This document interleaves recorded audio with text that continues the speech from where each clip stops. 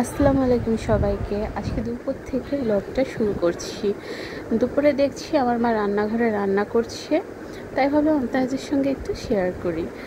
আর আজকে আমার মা কাতল মাছ ভেজে আলু দিয়ে সেটাকে রান্না করবে, তারই প্রসেসিং করছে। এই যে মাছগুলোকে ভেজে নিয়েছে, এখন পেঁয়াজ ভাজছে, আর এরপরে লবণ, মরিচ বাটা, মরিচ বাটা না, রসুন বাটা, মরিচ, আদা বাটা, জিরে সব কিছু দিয়ে এটা মশলাটাকে পানি দিয়ে কষিয়ে নেবে।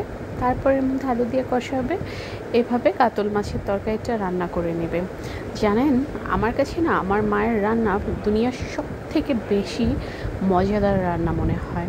আমি যেখানেই যখন যাই না কেন, যত ভালো খাবারই খাই না কেন, তবুও আমি আমার মায়ের রান্নাটাকে অনেক মিস করি। আলহামদুলিল্লাহ আমার মা আছে, তাই এত মজার মজার খাবার খেতে পারছি এখনও। আল্লাহ আমার মাকে দীর্ঘজীবী করুক, এই দোয়াই সব সময় করি।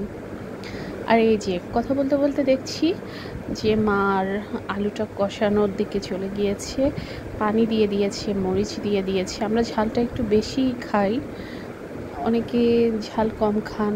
আচ্ছা, আপনাদের একটা কথা বলি, যারা নতুন রাঁধুনি আছেন তারা কিন্তু এই রান্নাটাকে দেখে রান্না করতে পারেন। আমি আশা করছি অবশ্যই মজা লাগবে। আর এদিকে আমার মা ছোট মাছ রান্না করার জন্য আলুগুলোকে কুচি কুচি করে কেটে নিয়েছে। আর এই হচ্ছে ছোট মাছ, মুলুঙ্গি মাছ, এটা নদীর মাছ। আমার কাছে কিন্তু এই ছোট মাছটা অনেক পছন্দের। আপনাদের কার কার পছন্দের আপনারা জানাতে পারেন। আর হ্যাঁ, আজকে আমি ছোটো মাছটা রান্নাও আপনাদের দেখাবো। এই রান্নাটা কিন্তু আমার কাছে খুবই সহজ লাগে। এই যে কুচি কুচি আলুগুলোকে অনেক চিকন করে কেটে নিয়েছে মা। আর এখন মশলাগুলোকেও দিয়ে দিবে এক এক করে।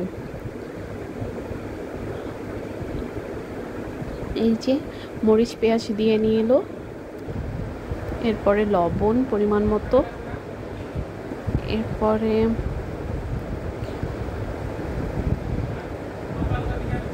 রসুন বাটা, অল্প করে আদা বাটা দিবে, অল্প হলুদ, আর তেল দিয়ে মাখিয়ে নেবে। আমার মা আগে হাত দিয়ে মাখাতো, কিন্তু ইদানিং মা হাত দিয়ে আর মাখায় না, কেননা আমার হাতে প্রচুর জ্বালা করে। আর হালকা জিরে গুঁড়ো দিয়ে নিয়েছে। এই তো মাখিয়ে নিচ্ছে, আর এই তো চুলোতে দিয়ে দিয়েছে। এখন একটু পানি দিয়ে এটাকে সেদ্ধ করে নেবে। আর যখন হালকা সেদ্ধ হয়ে আসবে তখন ওই মাছগুলোকে দিয়ে দিবে, কেননা যেহেতু আলুটাও অনেক চিকন করে কাটা আর মাছগুলোও অনেক ছোট ছোট, সেহেতু এটাকে জাল হতে বেশি সময় নেবে না। আর এই যে হচ্ছে সে কাতল মাছের তরকারিটার ফাইনাল লুক, দেখেছেন? দেখতেই কতটা লোভনীয়। আর এই তো মা এদিকে ছোট মাছগুলোকে দিয়ে দিচ্ছে। আচ্ছা, আমি যেহেতু নতুন আপনাদের কাছে ব্লগ ভিডিও ছাড়ছি, আপনাদের আমার ভিডিওর মধ্যে কি ভালো লাগে কি ভালো লাগে না অবশ্যই আমাকে জানাবেন। আর আমার চ্যানেলটাকে অবশ্যই সাবস্ক্রাইব করবেন, আমার পাশে থাকবেন।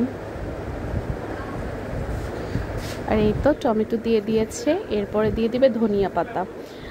আগে তো শীত ছাড়া ধনিয়া পাতাটা পাওয়াই যেত না, আর এখন দেখা যায় যে আমাদের এখানে বাজারে প্রায় 12 মাসই ধনিয়া পাতাটাকে পাওয়া যায়। এই তো মা দিয়ে দিচ্ছে ধনিয়া পাতা।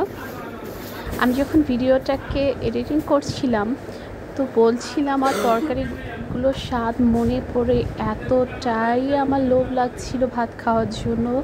বিশ্বাস করেন, এত মজা হয়েছে আজ এই পর্যন্ত।